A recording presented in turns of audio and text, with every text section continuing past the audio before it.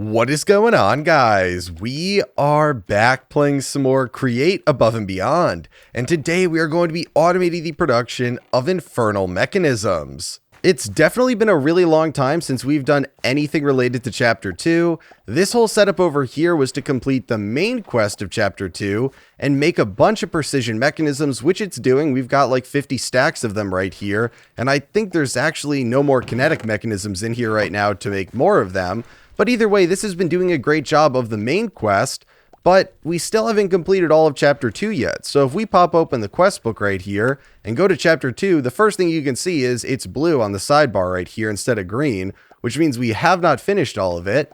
And the missing quests are right down here at the bottom. So we've completed the main quest line, but the secondary quest line for the secondary mechanism of this chapter is not done yet. And I've said for a while that I was going to do this. So I'm finally getting around to it, right after we've completed like half of Chapter 5. So a little bit late, but it's better late than never. So we're going to be doing all of these today to produce the infernal mechanism. And if you don't know what this is used for, I would say it's used for secondary machines, sort of. So it's not used in every build, but it's used in a lot. So things like the igneous extruder, the vacuumulator, the drawer controller is one that I'm a huge fan of. You can see we used one right here. This stuff is all going to require infernal mechanisms, so it's definitely useful to have automated, but it's not something I would freak out about having produced at an extremely high rate. I would pretty much give it the same treatment as the sealed mechanism.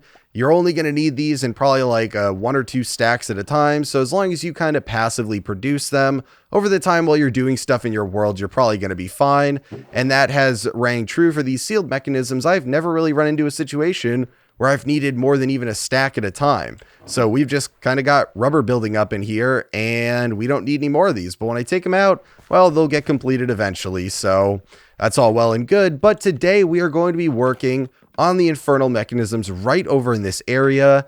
I need to kind of clear out this to make a path over there now because we're running out of places to work in. So yeah, we're going to work over here, and it's a nice big open area, but I figured it'd be nice to come from over here, and I just got to get rid of like my rice that I used a long time ago. We've still got the Demon's Dream Fruit stuff over here from when we worked on the Slimy Fern duplicator, and of course a bunch of barrels. So I'll fix that later as I always do, but this is the area that we are going to be working in to make this setup. And the first thing I want to address before we actually make any of the setup itself is why I'm using these specific blocks. Now, there's a lot going on in my inventory right now, and we're going to be doing today the early game setup using pretty much all create items. I know I'll discuss these integral components later, but for the most part, everything in here is very early game create stuff.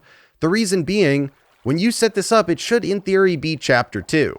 Now, I am setting this up when I'm already, halfway through, Chapter 5. So I've got a lot of advanced machinery to work with. And so you could make this if you use thermal series machines in probably about 7 or 8 blocks. You could use things like the phytogenic insulator to grow your different vines. You could use the igneous extruder and then a magma crucible to make the lava. And then you could still combine them in the way that you're supposed to, and out comes your infernal mechanisms. So you could do this very, very quickly if you used advanced machinery, but that's not going to help most of you because if you're setting this up still, chances are you're doing it in Chapter 2 when you don't have any of those. So I'm saying this just because I'm sure I'll get a bunch of questions on why I'm using all this create stuff instead of simplifying it with thermal series. So I do know that that's possible, but we're just not going to do that today. We're going to complicate it a little bit so that people can do this early game. So the first part of this setup is going to be dealing with farming both the twisting vines and the weeping vines, because if we take a look at the quest for this, go back to Chapter 2, we need to make this liquid soul. And if we go to this, we make it by mixing weeping vines and twisting vines in a basin that's heated using a mixer. So we need to farm these, and we're going to make a 2-in-1 farm using pretty much the same setup I used for both this tree farm and the kelp farm, which is my favorite radial design. I think it looks really nice and it's really easy to do. We're going to make that same thing with a radius of, let's say we're just going to go with 3. So for that, we're going to need a mechanical bearing. We're going to need some radial chassis, some mechanical harvesters. I can finally use like the stack and a half of these that I made thinking I would use them earlier on in the series, but never actually ended up using them. And then we can just use whatever building block we want. I'm probably going to use dirt, but these can actually grow on like anything. So you could use anything but a transparent block to grow the twisting vines and weeping vines. It just might look a little bit weird. So we could technically use like oak wood and stuff if we wanted to, but I'm not actually going to do that. So I'm going to make this, let's get a nice open area like right over here. And if we place this down, if I can put it down correctly, we're going to start this as the center with this mechanical bearing. And then I am just going to go out 3 in each direction. And we'll be making this as a farm. And I believe it should work in an area like this, where pretty much the corner is the only block that is not being harvested. So we'll just fill this in right here so that we can place down our lower level of vines. And is it that one? Yeah. And then finish it off over here like that. And this is where our twisting vines are going to go. So twisting vines, if you don't know for some reason, grow from the ground up, whereas weeping vines grow from the ceiling down, which means that we need to have adequate room for each of these to grow at least once. Otherwise, we might be potentially gimping ourselves with the rate at which we're going to be producing these. Now, these are definitely not going to be the limiting factor in our setup, which is why we're doing it like this, but we would be putting these down on this layer right here. We're going to wait though to do that until we get our mechanical harvester setup done. So we're going to have our first layer using a radial chassis. This is going to be nothing. Then this layer right here is going to be the first set of harvesters, then the second set, and then nothing. And I'm going to put one here. You don't really need one here, but I'm going to put it here just because it'll look weird otherwise. And then up here is going to be our top layer of the farm. So if we wanted to, we could extend this out then, right like we did with the lower layer, and this would be the upper layer of dirt right here. Now, I'm not going to fill this in just yet because I'm going to finish off this farming setup first, but if we want to grab out then, let's get out, I have my slime ball in here. I knew I had it somewhere. We're going to make this sticky and this sticky, and then we do need to, as I always say, have blocks behind the harvesters when we first put them down, but we don't need them to actually be there after, so we can orient these to go in this direction and put down 2 rows of harvesters just like that. So we're going to have the top row for our weeping vines, and we are going to have the bottom one for our twisting vines. Now, these don't grow crazy fast, so we don't need a second arm, but on this side, we're just going to put down, no, that's a test of patience barrel. We can use regular barrels over here, and we can just do barrel, barrel. We don't even need 2 of these, and I'm actually forgetting we need to make this sticky right here. And we can put down another barrel, and then finally, we can slap down our portable storage interface. So this is where it's going to drop off the items and rotate that so it's facing out. Now, the only other thing we need to do, because of how we're going to make this setup, is make sure that we hold control and scroll down on all of these so that they are at 3. Now, that'll make sure it holds on to all of these on both sides. And if you hold control, if you didn't know, it does all connected chassis. But these need to be 3, otherwise it's going to hold on to the walls of this once we finish setting it up. And I actually did that accidentally when I was testing this out, and it like tore my entire setup up, including like a bunch of piping and things. So yeah, definitely don't screw that up. I'm amazed I forgot that. But now that it's nighttime, I'm going to go sleep, but I'm then going to finish off placing down all the dirt and kind of making like an outer shell of this setup just to make it look a little bit nicer and contain it a bit. Then we'll come back and finish this part. Okay, well, for now, it's good enough to start working on it. Normally, I would try to make this a bit fancier like I did with the kelp farm over there, but we can't have a transparent ceiling because we're actually farming stuff on the ceiling, so that doesn't work. But either way, I'll be putting in glass on the walls and whatnot. For now, though, we should start planting all our different things. So we need to plant the weeping vines on the ceiling, and like I said, they can be planted on pretty much anything, so we are just going to fill these in here. I don't know if I have enough for now. I don't think I do. So we might need to either wait a little bit to get some more of these or just use some bone meal on them. I don't even know if bone meal works on these. I suspect it does, but I don't frequently mess around with weeping vines, or twisting vines. So I've got a bunch of bone meal in here. Does it work on these? It does. Oh, wow. It grows them really fast. Okay, great. How many of these do we need? Is it going to be 2 more enough? There and there. Do we have everywhere covered now? Nice, we do. Okay, great. So we got that covered, and I'll eat real quick. I don't even know when I lost my health, but we're definitely then not going to have enough twisting vines, so we'll just place down as many of these as we can for now, and we'll have to grow up some more of these too. But we're going to cover the entire bottom with these, and there we go. And then we'll just grow some of these up a little bit more. Definitely going to need like probably like 20 of them, maybe 10, 15 will be enough. Okay, so we'll do this. Let's see. Finish that off right here. I'm also kind of bothered that I allowed grass to grow in here just because I almost feel like dirt would look more thematically appropriate. But okay, so there we go. Oh no, we're missing one under there. Okay, never mind. There we go. I think that's all of them. And you can see some of them already grew. So, and some of the weeping vines already grew. So they're pretty quick, which means that this amount should be totally fine for us. But that is now the farm set up. So eventually we are going to have to get rotational power under there. And we can come down probably over here and do it, because we're going to be bringing the rotational power in from like over there. But we're going to have our rest of our setup over here too, which also will need rotational power. So if we just do this, we should be good to bring it down here eventually. And then if we come out over here, it's time to take the items out of this. So the portable storage interface would end up on this upper level here. So if this is going to be glass, and I'll eventually put this down, we would want our other portable storage interface to be on this block right here. So we'll grab that out. Is it in my inventory? Did I dump it back in my bag here? Oh my God. Oh, there it is. Okay. I was going to say I'm totally blind right now. So we'll put that up here. That'll connect when it rotates around. The only thing is we just need to make sure that this rotates counterclockwise. So whether that means switching between using a gearbox or using an encased chain drive, whatever it means, we'll deal with that later. But now we've got the output right here. And this is going to output two different things. So we're going to put this into a drawer that's a 1x2. So it can store both the twisting vines and the weeping vines. So I guess we should put that right here. And it'll be more than fast enough to have a hopper transfer these. Again, this is not going to be super, super quick. Something like a kelp farm, sometimes if it's big enough, you might want to use like a chute that can do 16 at a time, or you might want to use a smart chute, which can do a stack at a time. But for now, a single one at a time should be fine. That'll dump them in here. And then I am going to, if we put the twisting vine in there for now, I'm going to lock this just going in because it'll look way nicer if we lock it so that it has both the twisting vines and the weeping vines in there. I really like their color, so it adds a little bit of color to this build. But either way, we've got those in there now, so we need to mix them. So what we're going to do is grab out our basin and our blaze burner. And if we want our basin to be right here, that means the blaze burner should be here. Basin should be there. Hopper in from there into the basin, which should now have our twisting vine in it.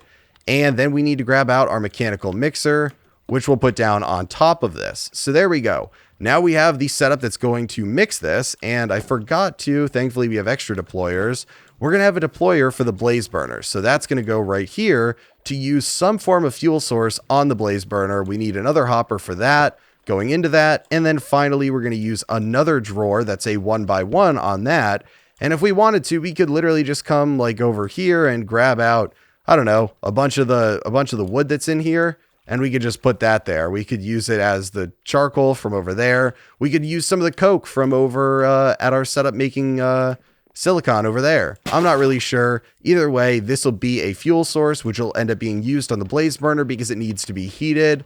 And you don't need to worry about turning it on and off because it doesn't consume the fuel unless this actually needs to be lit again. So it just can keep continuously going. Now that we have this, though, this is going to produce the soul liquid. And we need to take that out and put it into a bunch of spouts. So we'll pipe that using a fluid pipe. And I'm thinking we're going to pull it out of this side right here and bring it up. But now we need to figure out where we actually want the spouts to go. So we're going to need a belt system that's going to be 4 long. And I'm thinking it should be good to have it maybe right here. And we'll do 1, 2, 3, 4. It'll finish right here.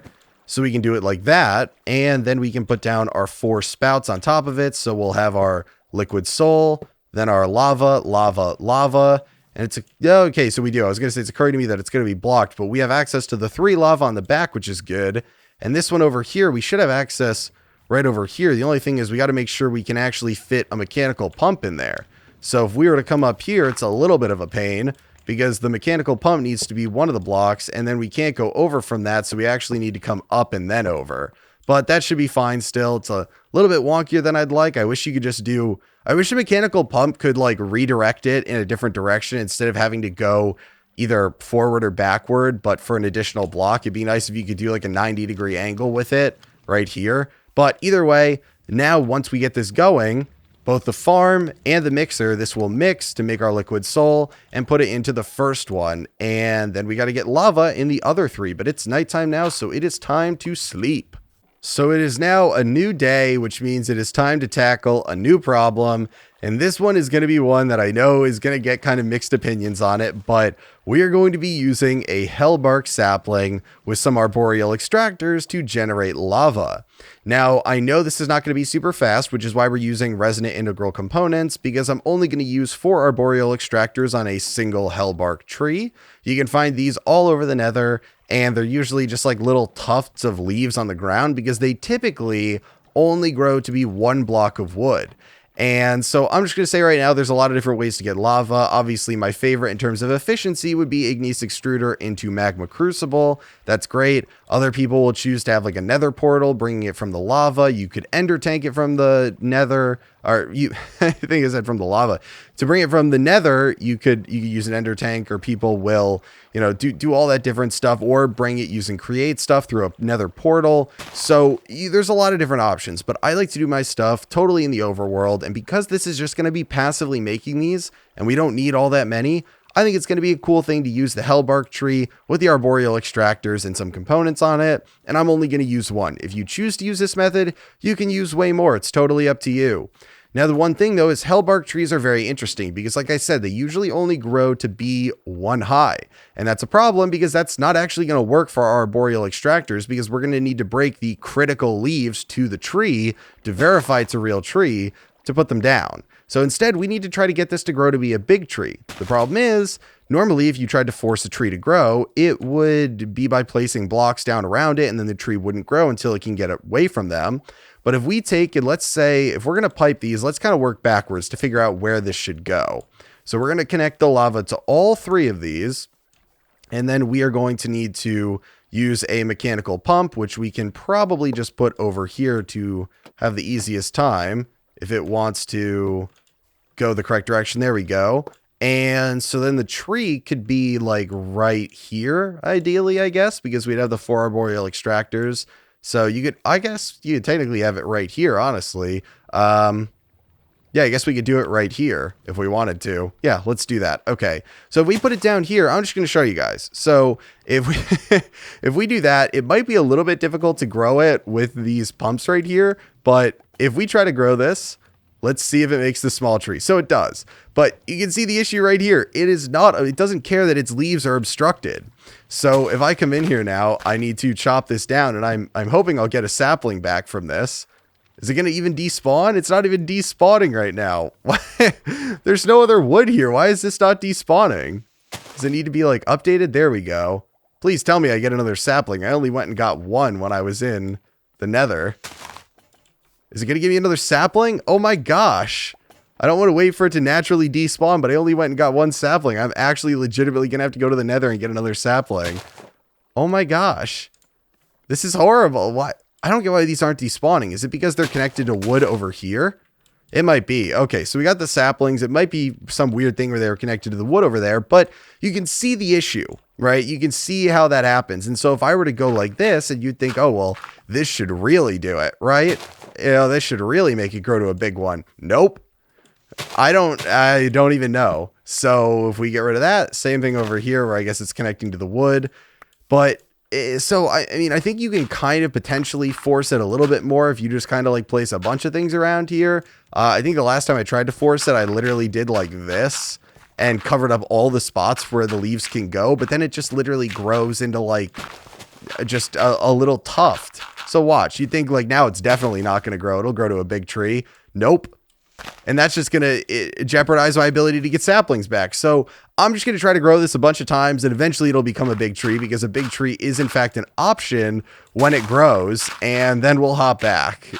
Okay, well, I got it on like my second try after I said that. So I guess that's good though, because I didn't get any other saplings back after that. So now it is grown, and this is a naturally grown hellbark tree. Now that is really important, because if you guys don't know how arboreal extractors work, you need to have leaves from the tree that are down, and you need to have them placed down, but you can't shear leaves and place them because those don't count. So it needs to be actually naturally generated leaves. I don't know why I just threw my wrench on the ground, but that means that you can kind of trim a tree, but you can't just place one artificially. And when you place these down, you can see that if the tree is actually correct in registering, if it's going to be a tree for sap, you'll get like a sap color in there. And if it's a tree for lava, like we have now, we get a lava color. Now, these only get 25 millibuckets at a time, but if we upgrade them with our integral components, and I don't know if there's other upgrades that work with these or augments.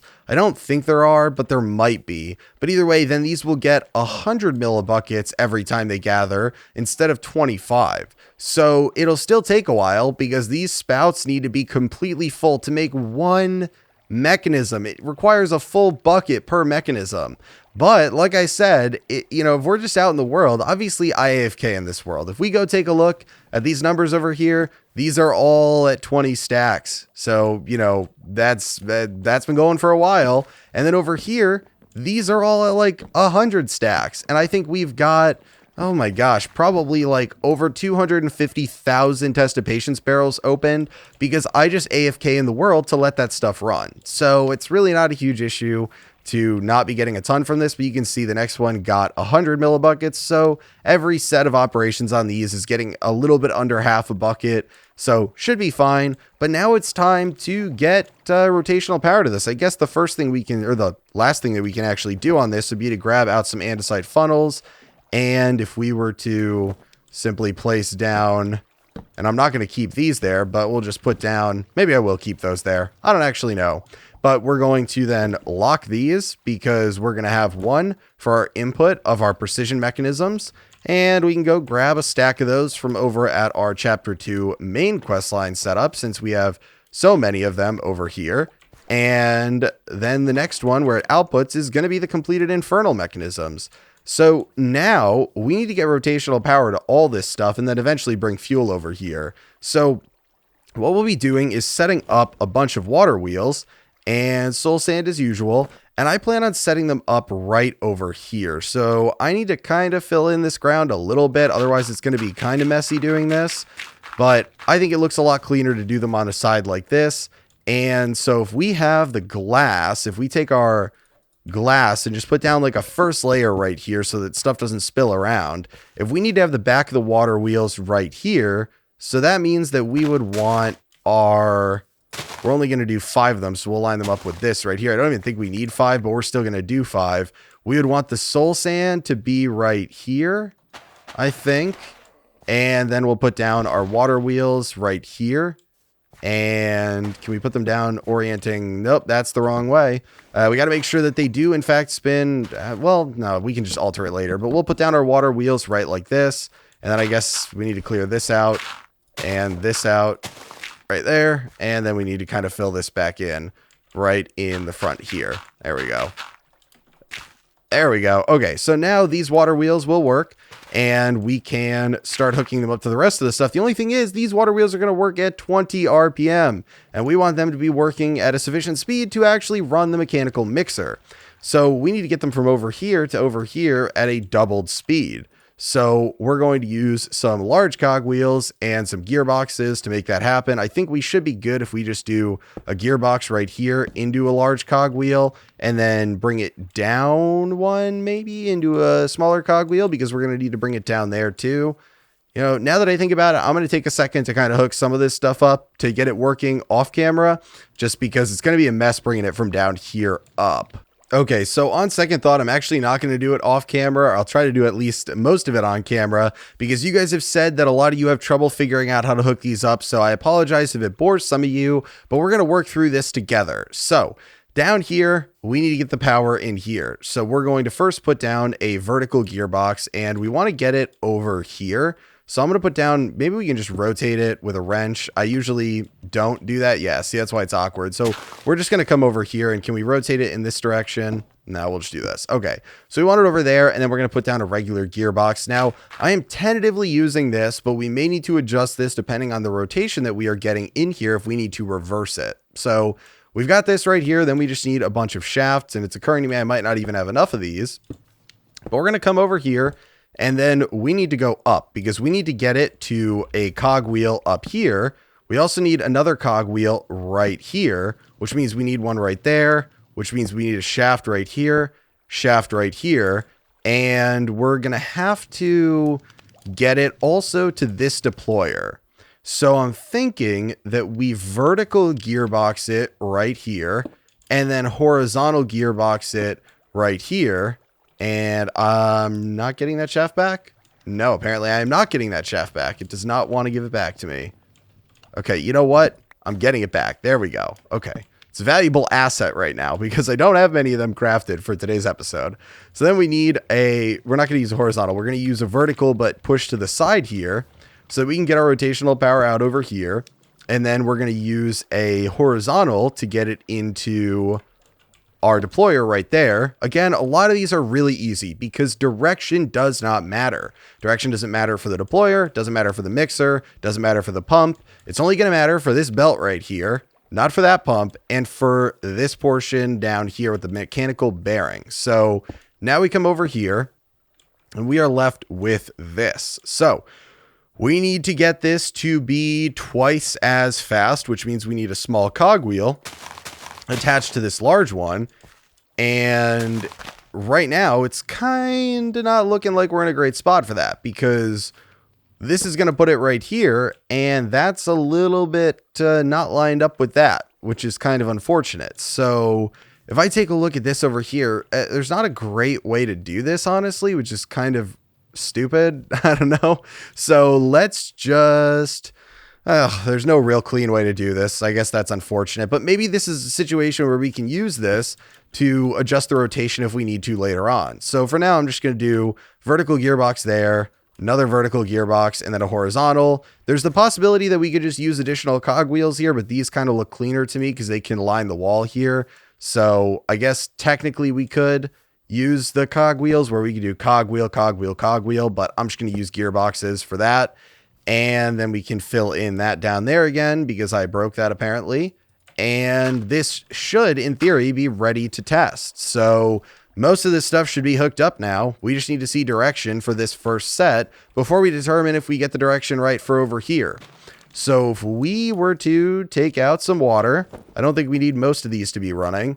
We'll take out some water and we get some trapdoors because we do need to put trapdoors down over here to kind of block in the water. So I typically will put them down like this. I think they look a lot nicer than a lot of the other blocks that I can use. We need to block in the water on those 3 blocks right there on this side. And then on this side, we have the first one blocked out. Second one and third one need to be. So there and there. And there we go. Okay, so we've got those blocked. And now we just need to put down some water here. So we'll get the lower level done first. What? Did I mess up my infinite pool down here? I did. Okay, so there we go. And there we go. Okay, so we got those going, and this is already starting out, and we can see this is running really slow, but that's totally fine. We can see that this is not going in the correct direction. So it's spinning backwards, which means that we need to fix that. So I'm thinking right here, so this reverses and then reverses again. Would the cog wheels fix this? I am so bad at thinking about it because it would reverse it. Each one of these reverses at a full time. So it's technically one reversal, but the cog wheels might not. So let's do this. Let's see. Is it still backwards? Was I thinking about it wrong? I was thinking about it wrong. Okay. So it doesn't matter which one of these we use. We need to reverse the rotation somewhere else. So those both will flip it. So we can always do, if I go into my bag, we should have some encased chain drives. These tend to be my go-to when I need to kind of save stuff here. So if we were to do this, and then use a horizontal gearbox, that would fix it. There we go. And now we get the glorious noise of it breaking all those, and then they'll come in here. And hopefully the red got collected. Did it get any of the red ones? It's transferring. It's taking a while. Why are those not going in there? Is it because it was locked before those were in there? So they weren't going in? Why are those not going in there? That is so weird. Is it because it's locked? There's no reason that should be because it's locked. This lock is just to... What? That is so weird. Why is that causing issues? That's always been, as far as I remember, to make it so that the items get locked there. Not so that... What? Okay, well, I guess we'll just not do that for now. That's really weird. So it was not wanting me to lock it, I guess. Okay. Well, if you guys know why that's happening, please let me know, because I thought it would just lock it to be specific items in each drawer, but for some reason it wasn't letting them go in. And I was told if you lock it when they're not in there yet, it'll allow items to go in, but lock whatever goes in there first. Okay, so if let me just try this. So if we lock this and then manually put these in, will they be able to be pulled out? So if we do twisted vines in the top, weeping in the bottom, so they can be pulled out. Now, can these go in if we put them in the back here? Yes, they can. Okay, that was so weird. Why was that happening? It was like they weren't going in there. Whatever, problem solved. Okay, so now we need to get this hooked up over here to this rotation, and then we need to get it hooked up to pump this out. So again, we're going to solve this problem where we are going to get rid of this right here. We're going to get rid of this again right here, and then we are just going to... depending on what we need, we can either use encased chain drives or we can use a bunch of gearboxes. So we can do let's do 2 encased chain drives there and then just a gearbox right there. Okay, that is not the correct direction. So I guess since it's only 2 though, that would reverse it 100% because it would reverse it and then reverse it again. So if we did a cog wheel here, let's try the 2 cog wheels. This could be another mistake. But I don't know. Until we try, we don't know. I could probably think through this. But this will be spinning in one direction. That'll be spinning in the other. And then if I could pick some of this stuff up. Where's our horizontal gearbox? There we go. There we go. Okay, problem solved. So we now have it going in the correct direction here. But we need to get rotational power to this mechanical pump here. So we need to grab out a shaft. And this should be pretty easy. We're just going to...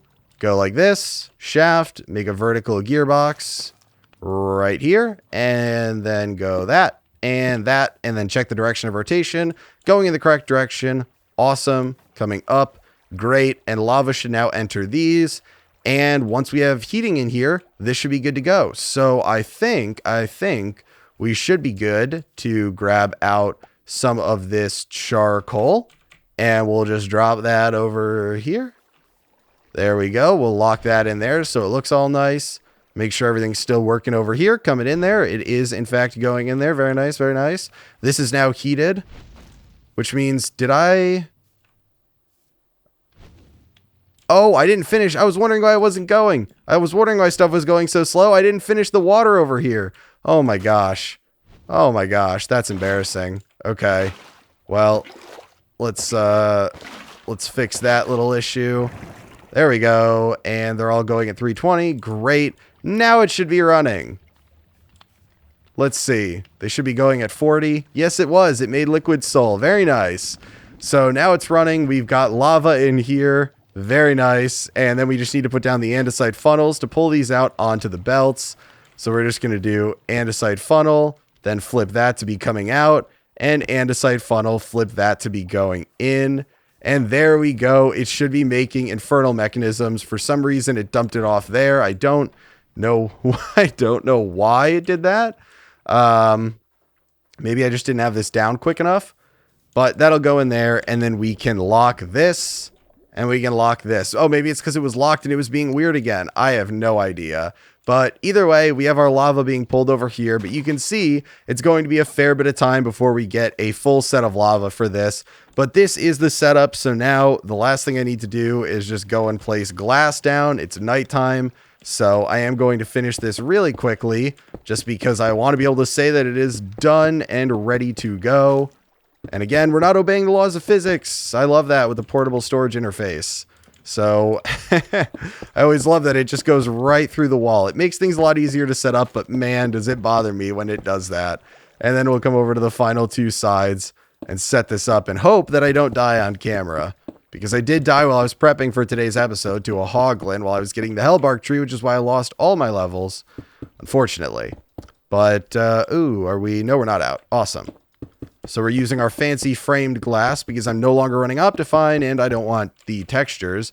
But there we go. And I guess it's a perfect time to end the episode then because we're going to get attacked. But that is the setup, guys. The automated early game Infernal mechanism setup. Hopefully you enjoyed today's episode. If you did, be sure to give it a like because it helps me out a lot. And be sure to subscribe so you never miss out on a future one.